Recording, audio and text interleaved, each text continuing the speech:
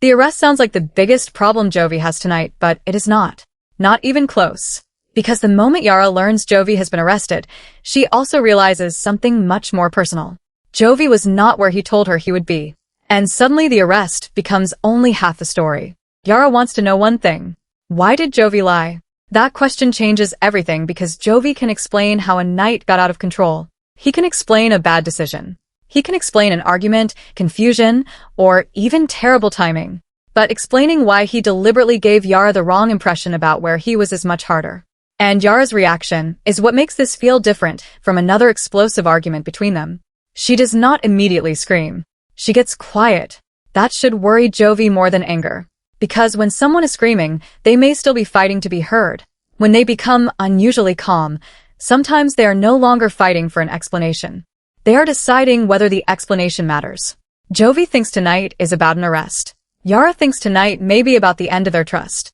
And once she sees what is on his phone, the situation gets even worse. Yara had believed Jovi was handling something connected to work. She trusted what he told her, because after years together, there has to be some level of basic trust. You cannot investigate your spouse every time they leave the house. But then Yara discovers Jovi went somewhere else. That is where this stops being about one reckless night. If the night was harmless, why hide it? That is the question Jovi cannot easily escape. Maybe he believed telling Yara the truth would create an argument. Maybe he thought hiding the details would keep the peace. But that explanation creates its own problem.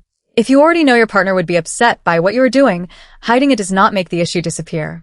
It means you chose the behavior and removed your partner's ability to react to it honestly. That is why secrecy can hurt more than the actual event. And Yara knows Jovi too well for him to simply say this was a misunderstanding. These two have years of history. Jovi can use that history to say, you know me. Give me the benefit of the doubt. But Yara can use the exact same history to say, I know you. That is why this feels familiar. That is the real danger. By the time Yara confronts him, she is not there to emotionally rescue Jovi. She wants answers. Where were you? Why did you tell me something different? How long had you planned this?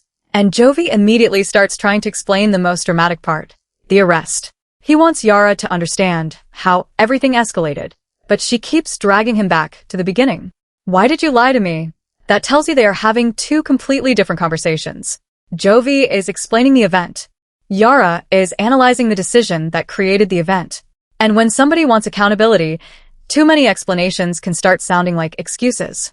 Then Yara asks for Jovi's phone. Now the phone becomes more important than the arrest. Because the phone can answer questions Jovi's explanation cannot. It can show timing. It can show planning. It can show whether the night really happened spontaneously, or whether Jovi knew much earlier what he was going to do. Yara sees messages that suggest this was not as random as Jovi initially made it sound. Nothing on that phone necessarily proves a physical betrayal. And that distinction matters. Suspicion is not proof. An uncomfortable message is not automatically evidence of cheating. But Yara notices enough to understand Jovi knew more about the night than he admitted. Jovi says the messages look worse than they really are. And maybe they do. But Yara's problem is no longer only what the messages mean.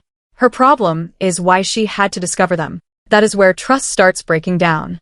In a secure relationship, missing information does not automatically feel dangerous. When trust is damaged, every missing detail feels like it may be hiding something worse. Yara is now in that second position. And that is why Jovi's denial does not immediately calm her down. Jovi insists nothing physical happened. He denies cheating. He wants Yara to separate suspicious circumstances from confirmed betrayal. And he has a point. You cannot declare someone guilty of something simply because the situation looks bad. But Yara tells him cheating is no longer the only issue. The pattern is. That word changes everything. Pattern. One bad night can be forgiven. A pattern makes you question tomorrow. Yara is not looking at one isolated decision anymore. She sees secrecy followed by explanations. She sees behavior that creates conflict followed by apologies. Then, eventually another situation arrives that feels strangely familiar. Jovi may see several unrelated mistakes. Yara sees one repeating cycle. That difference explains why their reactions are so far apart. Jovi thinks the punishment does not fit one night. Yara thinks this is not about one night. And then she reminds him of promises he made before. Jovi had already told Yara he understood why certain behaviors made her uncomfortable. He had already promised that things would be different. That is why this situation hits harder. When someone hurts you once, the pain comes from the behavior. When they repeat something after promising to change, now the pain also comes from trusting the promise. Jovi feels like Yara is using his past against him. And there is some fairness in that frustration. Nobody wants every old mistake dragged into every new disagreement. If forgiveness means anything, you cannot permanently keep someone on trial for something you supposedly moved past. But forgiveness does not require pretending patterns do not exist. If the current behavior looks almost identical to something that was supposed to change, then the past becomes relevant again. And this is where Jovi realizes Yara has been thinking much further ahead than he knew. She has already imagined life without him. That revelation may hit Jovi harder than the anger. Because now he understands this breakup did not begin tonight. Maybe Yara did not decide to leave before this happened. But emotionally, she had already started asking herself what leaving would look like. That is a major shift. People often think breakups happen when someone packs a bag. Emotionally, they can begin months earlier. One person slowly stops expecting change. They stop arguing about every little thing. They become more independent. They start imagining peace outside the relationship. Then one final event happens and the other partner says, "How can you leave this quickly?" But from the person leaving, it does not feel quick at all. They have been rehearsing the possibility privately. That appears to be where Yara is. And she has not only been thinking emotionally, she has been protecting her financial independence too. That shocks Jovi. To him, it looks like Yara has been preparing for their marriage to fail. He wants to know why his wife was building a backup plan while they were still supposedly committed to each other. Yara sees it completely differently. She was not necessarily preparing to divorce Jovi. She was preparing to know she could survive if the relationship stopped feeling stable. That creates a difficult question. Does having a backup plan mean you are less committed? Or does financial independence allow you to stay because you genuinely want the relationship instead of because you are afraid you cannot leave? Jovi sees preparation for separation. Yara sees protection. And the biggest problem is not that Yara has a plan. The biggest problem is why she felt she needed one. People do not usually build emergency exits when they feel completely secure. That is when Jovi finally realizes Yara may actually be serious. This is not another threat. She may be ready to walk. So Jovi tries a different argument. One terrible night should not erase years together. And emotionally, that makes sense. They have history. They have love. They have survived difficult moments. They have built a life. You cannot pretend every good memory disappeared because one night went horribly wrong. But Yara turns that argument around. The years are exactly why this hurts so much. After years together, Jovi should know her boundaries. After years together, he should understand what dishonesty will do to their trust. After years together, she should not still be wondering whether the full truth is sitting somewhere inside his phone. Jovi uses history to ask for forgiveness. Yara uses history to demand better judgment. Then she finally says it. "I don't trust you anymore." That is more serious than saying, "I'm angry." Anger can disappear. A misunderstanding can be explained. But trust cannot be repaired by winning one argument. Jovi can explain every message. He can deny cheating. He can explain the arrest. He can apologize for lying. None of that automatically makes Yara trust his next explanation. That is the hidden cost of dishonesty. When someone lies about something you can verify, you begin questioning the things you cannot verify. Jovi becomes frustrated because he feels trapped. If he is telling the truth now and Yara still does not believe him, what can he possibly say? That frustration is understandable. But Yara's answer is equally understandable. Credibility takes time to build and seconds to damage. Then Jovi asks the question he has clearly been trying not to ask. "Are you actually leaving me?" Yara does not make some dramatic declaration about an immediate divorce. Instead, she says she cannot continue the relationship like this. She needs distance. And somehow that feels more serious. A dramatic threat made during an argument can disappear when emotions cool down. A calm decision to separate because trust is gone sounds much harder to reverse. Jovi initially thinks Yara may be trying to scare him. Then he realizes she has already packed some of her things. That changes the moment. A packed bag turns words into action. Yara has thought about walking through the door. She has thought about being somewhere without Jovi. Now Jovi knows he is not trying to stop an argument. He is trying to stop a separation. That fear pushes him into defensiveness. Jovi accuses Yara of using this situation as an excuse. Maybe in his mind, she already wanted more independence. Maybe they already disagreed about lifestyle and where their future should go. Maybe the arrest is simply giving Yara permission to make a decision she was already considering. And because Yara admitted she had imagined life without him, Jovi's suspicion is not completely irrational.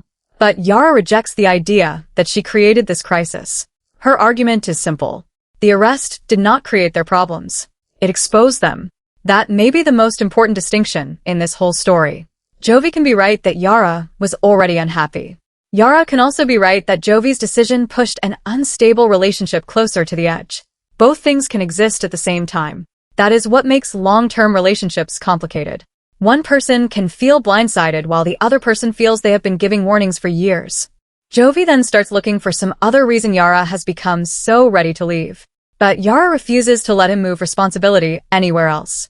She brings everything back to him. His decision. His lie. His choice to hide the night. And once all the side arguments disappear, Jovi becomes quieter. His anger starts looking like fear. Then he asks the question underneath every other question. Do you still love me? Yara says yes. And that makes everything worse. Because she loves him, but she no longer believes love is enough. That is the emotional center of their breakup. People often treat love like proof a relationship should survive. It is not. You can love someone and not trust them. You can love someone and feel exhausted. You can love someone and still realize the relationship does not give you the kind of stability you need. Love answers whether emotion exists. It does not answer whether the relationship works. Jovi cannot win Yara back simply by reminding her that they love each other. She already knows that. The question is whether love is strong enough to survive the damage underneath it. And then Yara takes off her wedding ring. She does not throw it. She does not dramatically hand it to Jovi. She calmly removes it and places it down. That quiet movement says more than screaming could. Throwing a ring looks like rage. Setting it down looks like acceptance. Jovi watches and finally understands that an apology may not fix this. That is when he stops fighting every detail. He admits he should not have lied. He admits his choices put them in this situation. He still denies the bigger accusations. And that is fair. Taking responsibility does not mean admitting to something you say did not happen. But Jovi finally owns the part that clearly belongs to him. The secrecy. The lie. The decision. Yara hears him, but her reaction is not relief. Because accountability after consequences feels different from accountability before consequences. Jovi may genuinely be sorry, but Yara has to ask whether he understands the damage or simply fears losing her. That is why apologies become weaker when they arrive after trust is already gone. Then the years between them become part of the argument again. Jovi believes years together should mean fighting harder. Yara wonders how many chances those years are supposed to buy. That is one of the hardest questions in any long relationship. Does history mean you should keep trying? Sometimes, absolutely. Relationships survive because people do not quit every time things become difficult. But history can also trap people. You start thinking, I already gave this relationship years. I cannot walk away now. Then another year passes. The real question is not how much time you have already invested.